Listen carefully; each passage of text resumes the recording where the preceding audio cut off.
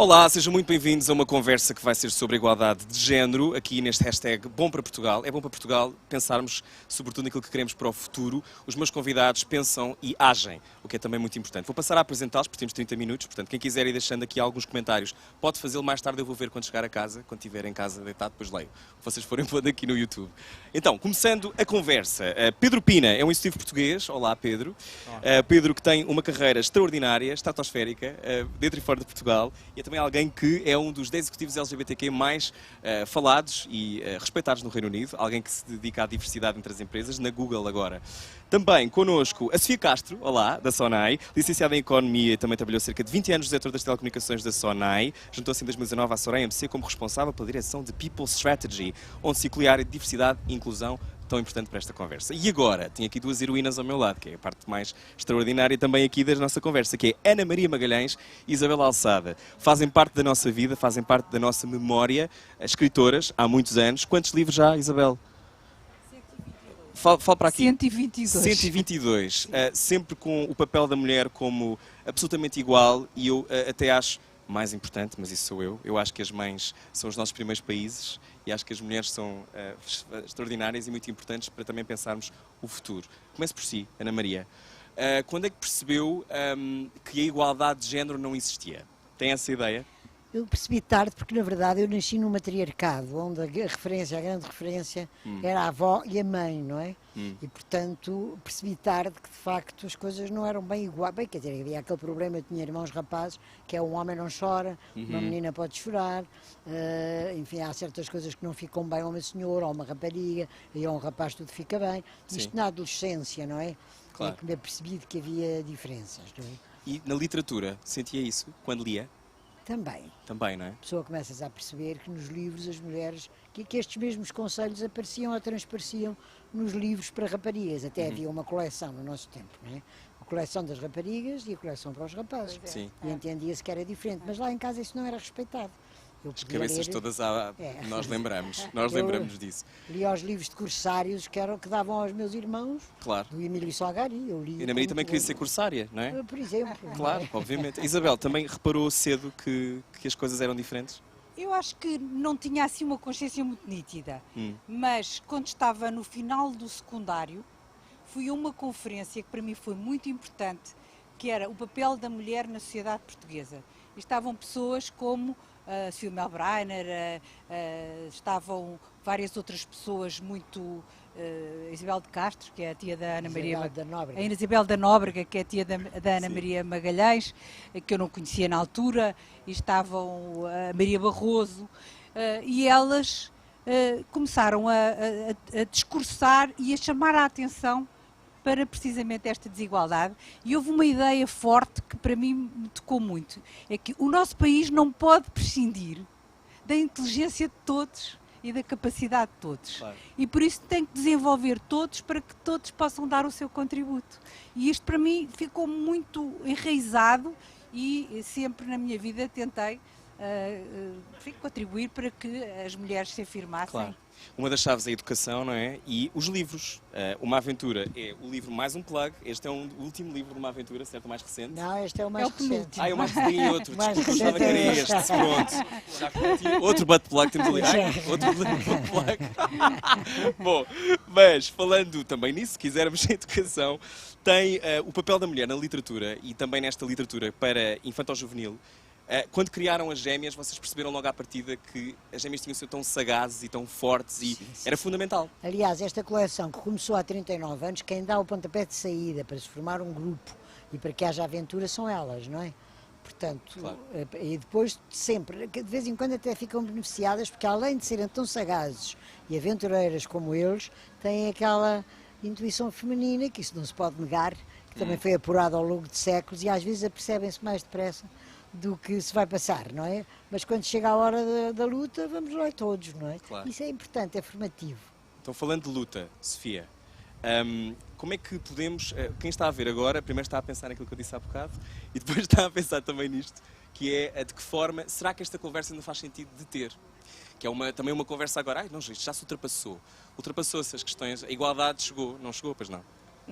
Não chegou, está muito longe de ter chegado, acho que já fizemos uma evolução muito positiva, mas é crítico nas empresas olharmos efetivamente para aquilo que é a evolução e aquilo que é a presença das mulheres nos diferentes níveis organizacionais, e é ainda muito, muito diferente, e é engraçado ver que as pessoas ficam surpreendidas quando olham para os números, porque a verdade é que cada um de nós acha que não tem nenhum tipo de preconceito e que trata todos por igual, mas na realidade, quando depois olhamos para aquilo que no concreto é a evolução dos homens versus as mulheres, nós compreendemos que homens e mulheres que são avaliados da mesma forma têm ritmos de progressão muito diferentes. Nós compreendemos que quando não existe esse cuidado, efetivamente tendemos a recrutar muito mais homens do que mulheres. E isto, de facto, eu acredito muito naquilo que dizia, isto é desaproveitar talento, porque se nós pegarmos apenas num grupo e se escolhermos dentro desses, não vamos escolher as melhores pessoas, por isso é ainda uma realidade, sem dúvida nenhuma. Então, olhando para o contexto das empresas gigantescas, como o caso da Google, como é que se combate o fosso, este fosso que existe e que é verdadeiro, não é? Sim, o acesso. De várias formas. A primeira coisa que é preciso fazer é falar sobre o assunto. Em segundo lugar, é preciso que quem esteja no topo das empresas fale do assunto, não seja departamentos a falar sobre o assunto, que não seja um discurso tido por departamentos que não são centrais à condução do negócio. A coisa tem que vir diretamente do CEO ou do chairman e tem que vir diretamente da comissão executiva. Sim. Tem que ser discutido e decidido e vir de cima, para começo de conversa. E, portanto, a conversa tem que ser tida e tem que vir de cima. E os sinais têm que vir de cima, em primeiro lugar. Em segundo lugar, é olhar para este tema com o mesmo rigor com que se aplica à condução do negócio. Para conduzir um negócio é preciso determinar problemas, é preciso determinar objetivos, é preciso fazer uma análise de como é que se chegam a esses objetivos, é preciso saber qual é que é o plano para atingir esses objetivos. É assim que qualquer empresa opera, é exatamente tratando do tema da representação, neste caso feminino nas empresas, que tem que ser feito. Vamos falar dele como se fosse um tema de negócio, com o mesmo nível de precisão e o mesmo nível de rigor operacional que é necessário. E o tema está no rigor operacional. É que eu vejo muitas vezes, é muito frequente as empresas falarem sobre a importância da representação das mulheres e estabelecerem objetivos com imenso mérito para chegar a uma verdadeira representação, para chegarem a verdadeiros níveis de representatividade e, no entanto, o trabalho de todos os dias que é preciso fazer nos departamentos de recrutamento, nos departamentos de avaliação, no dia-a-dia, quem é que nós vamos promover todos os dias, quem é que vai ser escolhido para liderar departamentos, quem é que vai ser escolhido para liderar quem lidera os departamentos. Tudo isso é um trabalho de formiguinha que é preciso fazer através das organizações. Portanto, há imenso trabalho. Estamos a falar de contrariar vícios de anos e de séculos, e as mais bem-intencionadas pessoas fazem erros todos os dias porque estão viciadas culturalmente a fazer esses erros, e por isso o trabalho de desmontar isso é muito, muito importante, e a única maneira de motivar uma empresa enorme a fazer essa mudança é que a exigência dessa mudança venha diretamente de cima e seja feita de forma explícita pela direção das empresas. Quando falamos em Portugal, Sofia, isto já é uma coisa que esteja na cabeça das empresas verdadeiramente, na tua opinião, ou não? Eu acho que hoje está muito mais, acho que felizmente graças a momentos como este é um tema que está cada vez a ser mais discutido nas empresas, mas eu acho que o tema é muito aquele que o Pedro dizia, e que é, as pessoas não têm plena consciência de que o fazem no seu dia-a-dia, e o garantir que criemos essa consciência e que ativamente temos ações que contrariam esta tendência é crítico. E, portanto, eu acho que tem sido feito um longo caminho, mas tivemos, por exemplo, aqui alguns retrocessos com aquilo que foi a pandemia que estamos a viver. Efetivamente, isto é uma pandemia que afeta muito mais os postos de trabalho das mulheres do que dos homens, porque afeta setores onde há uma presença muito maior de mulheres. Por outro lado, a verdade é que a sociedade ainda está estruturada desta forma e as mulheres ainda são muito mais do que os homens responsáveis por cuidar das crianças, e este foi um dos principais dilemas que nós vivemos neste período. Nós tivemos todos que paralelizar, os pais tiveram todos que paralelizar o tratar das crianças com aquilo que são as suas responsabilidades profissionais. Isso recaiu muito mais sobre as mulheres do que sobre os homens. prejudicando naturalmente as suas carreiras, quer porque elas sentem que não têm a mesma performance, mas eu diria que mais ainda do que isso, porque isso é percebido assim por quem está a ver do outro lado. E, portanto, acho que de alguma forma, apesar de nós termos feito uma evolução muito positiva, estamos neste momento a viver um momento de risco, onde temos que prestar especial atenção a este tema para garantir que continuamos o bom caminho que estava a ser feito até agora, porque ainda temos muito pela frente. Isso é fundamental de dizer, Sofia, e obrigado, porque eu acho que muitas pessoas que estão a ver provavelmente também vivem isso nas suas vidas ou viveram isso de alguma maneira e percebem como a independência financeira é fundamental, Isabel. Sim. Não é? A independência financeira O e esta trabalho ideia da da mulher. possibilidade, não é? Nós quando foi lá à rádio falámos sobre estas coisas todas na altura, até porque vocês têm o longo caminho para a igualdade, um book plug, atenção, Mulheres e Homens no século XXI. Porquê que decidiram fazer este livro, Isabel? Foi um desafio de uma organização que se chama Hygiene, que é a Igualdade de Género, precisamente, e da imprensa nacional. E nós sabemos que os temas, quando são muito abstratos e distantes das pessoas, é melhor introduzi-los com uma história real. E então nós escrevemos uma história em que há uma rapariga que quer entrar na Força Aérea como piloto e que de repente vê que os amigos, o próprio namorado, as famílias com quem se dá, não aceitam como ela achava que iam aceitar. E esse tema dela escolher uma profissão que não é supostamente feminina, Sim, tradicionalmente, à partida, não é? vai pô-la ela própria e os outros com quem ela convive numa situação de surpresa, e afinal isto há igualdade ou não há igualdade.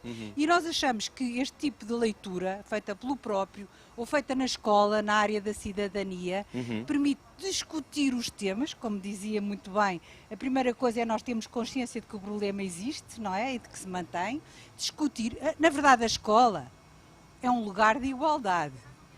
Porque quando eu andava na escola, as turmas de rapazes eram diferentes das turmas das meninas, e quando eu andava no ensino secundário, só 3% da população é que tinha acesso à escola. E então mulheres era muito menos, porque iam-se perdendo mulheres pelo caminho. Agora temos igualdade. Neste aspecto, temos, se quiser, não é bem igualdade, porque as pessoas realmente são diferentes, mas é equidade. A escola, as professoras, na profissão docente, a predominância é feminina.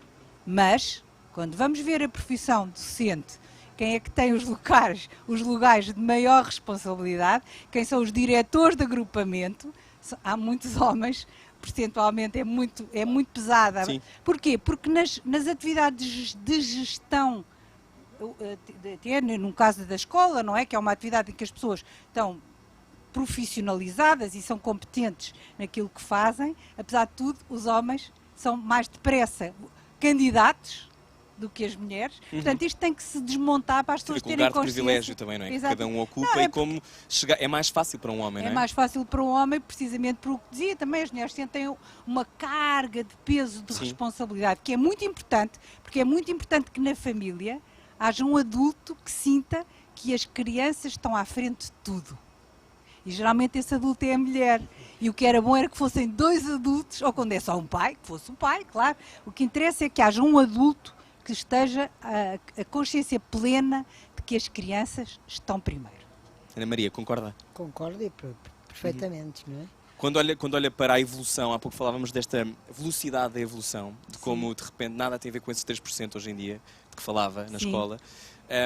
O que é que para si, Ana Maria, é fundamental de se conseguir fazer agora, neste momento? Porque nós falamos sempre em estruturas, em evoluções e que fantástico, mas o que é agora? À escola. À escola ou a representatividade das mulheres, eu acho, a representação das Eu mulheres. acho que também agora a bola lugares de também poder. está um pouco do lado das mulheres. Quer dizer, a pessoa tem que lutar e lutar por aquilo que quer. Primeiro tem que saber o que quer, porque se não souber, não consegue, não é? E depois tem que lutar por aquilo que quer e não se deixar submergir. Quer dizer, gosta imenso de um... Imaginemos, não é? Gosta imenso de um rapaz, mas que acha que ela deve ser só dona de casa. Suponhamos esta situação. Então tem que acabar com essa relação. Tem que ir embora. Se não se é isso Vai que embora. quer, tem que mandar Não, embora. não, Pedro. Comigo não contem para isso, não é? Se a pessoa não luta por aquilo que quer, e isto tanto dá para homens como para mulheres. Mas temos a noção, não é? Que é muito mais complicado às vezes fazer esses cortes quando não temos as mesmas ferramentas para fazê-lo. Pedro, estavas a discordar.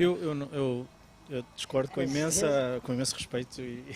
Também deves ter lido uma aventura, não é? Portanto, Mas É muito importante termos uma noção histórica de como a marcha de representatividade no geral aconteceu no mundo. E se as mulheres podem hoje votar, é porque um parlamento de homens decidiu um dia que as mulheres podiam votar. Mas elas As lutaram mulheres por lutaram, isso. não há dúvida nenhuma. As mulheres lutaram, mas jamais teria sido possível que elas votassem se quem tem o poder decida um dia que é possível partilhar esse poder. Eu pude casar com um homem porque um parlamento carregado de deputados que eu presumo não são LGBT decidiram um dia dar-me a mim a possibilidade de me casar com outro homem. Ou nós vimos nos Estados Unidos todas as leis de penalização da discriminação racial, o Civil Rights Act nos Estados Unidos, foi passado por senadores, por um Senado todo branco.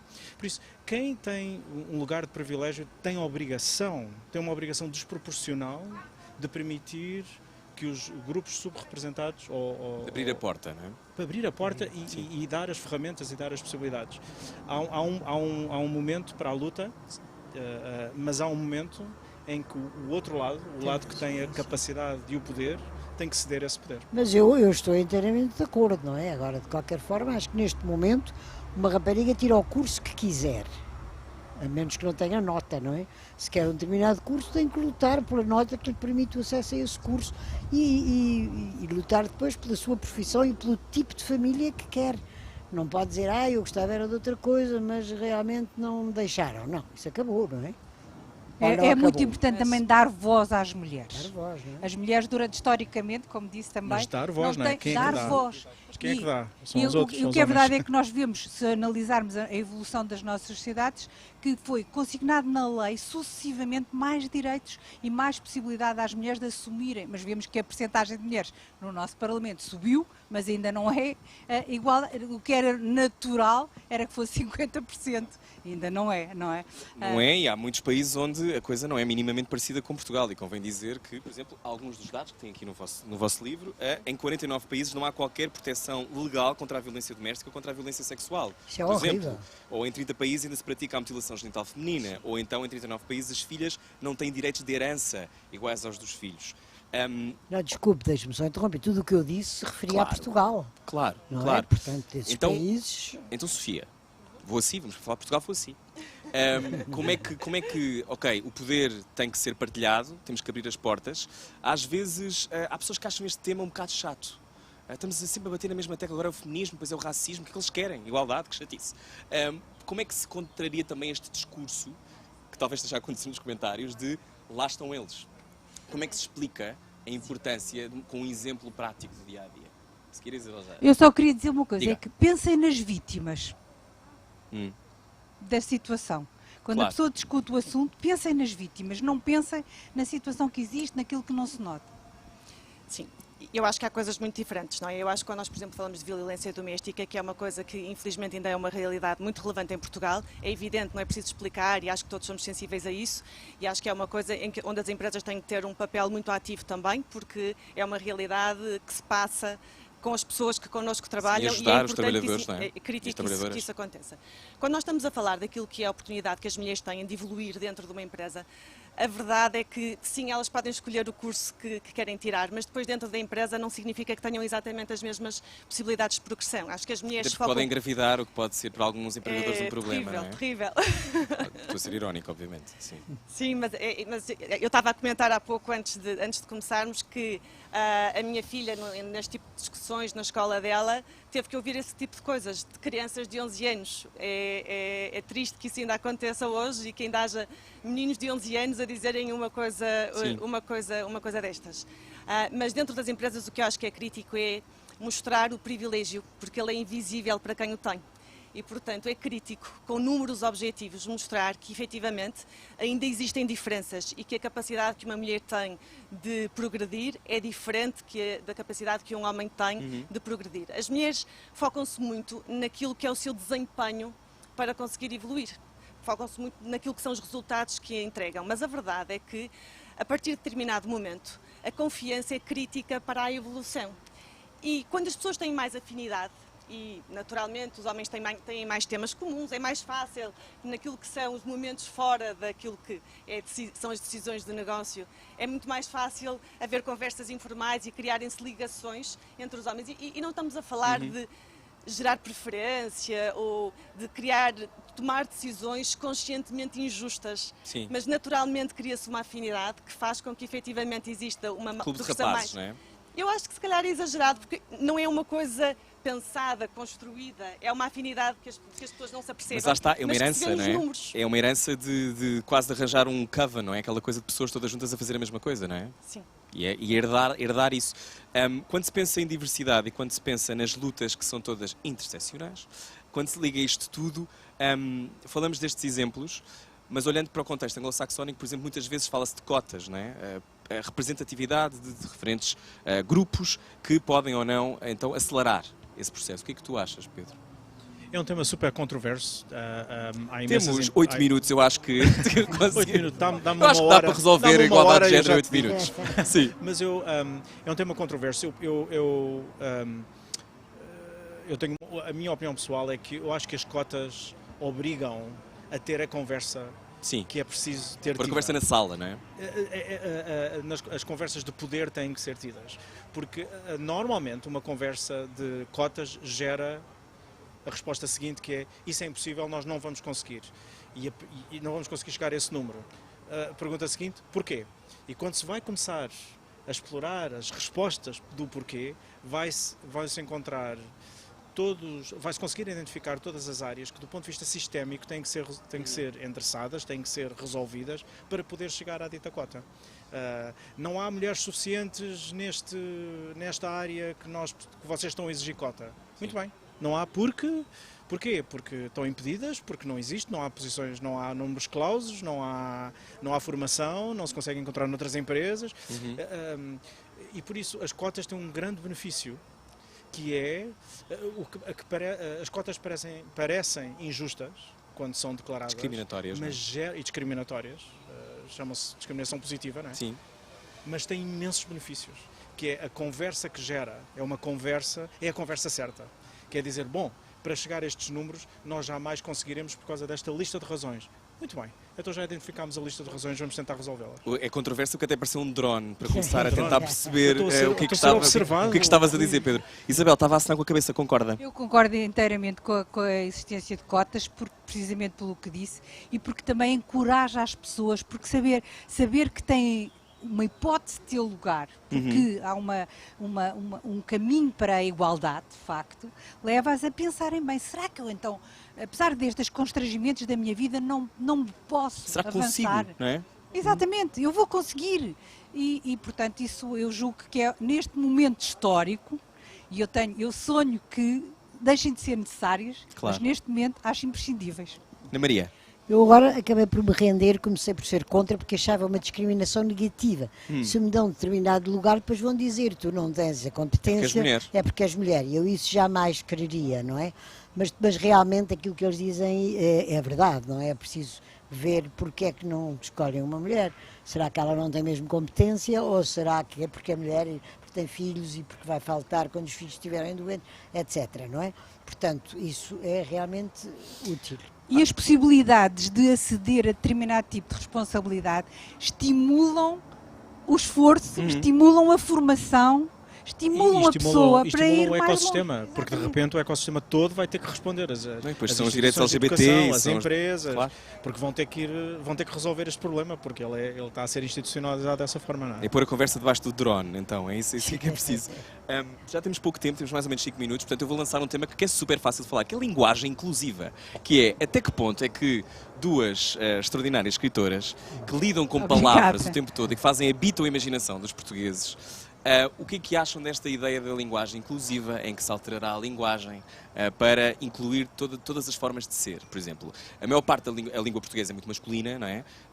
Os plurais são normalmente masculinos. Isso foi uma coisa que vos irritou alguma vez na vida, escrevendo?